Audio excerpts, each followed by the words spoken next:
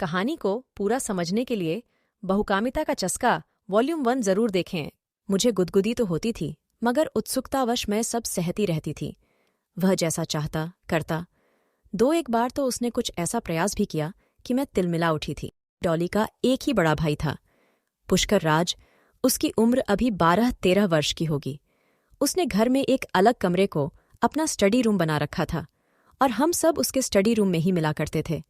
पुष्कर राज हमसे बड़ा था, अतः वह जो खेल खेलने को कहता हम दोनों तैयार हो जाती थी। पुष्कर का व्यवहार मेरे प्रति काफी आत्मीयता भरा था। प्रायः वह मुझे गोद में बैठाकर मेरी फ्राक से निकली चिकनी टांगों को सहलाता रहता था, फिर मेरे भरे भरे कपोलों को चूमते हुए होठों को रगड़ने लगता था। कभी वह मुझे अपने सीने से भींच लेता तो कभी बिस्तर पर गिराकर दबाता चूमता था। मुझे गुदगुदी तो होती थी, मगर उत्सुकतावश में सब सहती रहती थी।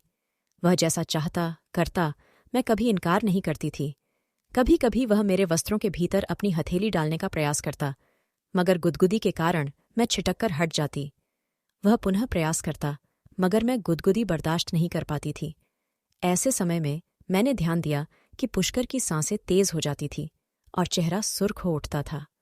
ऐसा लगता था कि जैसे शरीर का सारा रक्त उसके चेहरे पर इकट्ठा होकर उसे तनाव से भर रहा हो। आंखें अजीब तरह से सिकुड़ जाती थीं। कभी कभी तो मैं उसकी दशा देखकर घबरा जाती थी। वह मुझे इतनी जोर से दबोचता, सहलाता और चूमता कि मुझे लगता मेरा दम ही निकल जाएगा। जैसे धीरे धीरे मैं इन क्रियाओं की अभ्यस्त हो गई।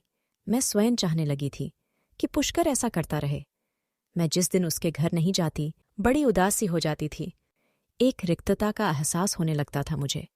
मैं सारा दिन बेचैन हो उठती थी।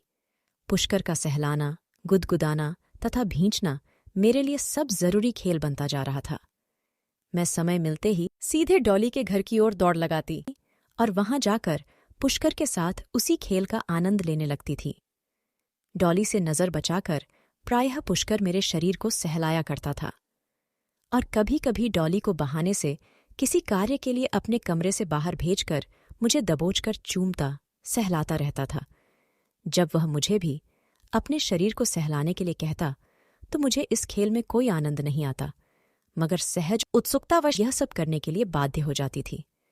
उसने ऐसा रास्ता खोज निकाला कि हमें एक दूसरे से लिपटने, एक दूसरे को चूमने व सहलाने का खूब मौका मिलने लगा। लुका छिपी के इस खेल में एक की आंखों में पट्टी बांधकर हम उसी कमरे में ही खेला करते थे।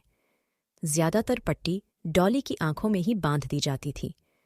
पुष्कर उम्र में बड़ा था और दुनियादारी की तमाम बातों से परिचित था, मगर मैं अभी नादान थी। वह मेरे साथ काफी तनाव से भर उठता था। दो एक बार तो उसने कुछ ऐसा प्रयास भी किया कि मैं तिलमिला उठी। उसने मुझे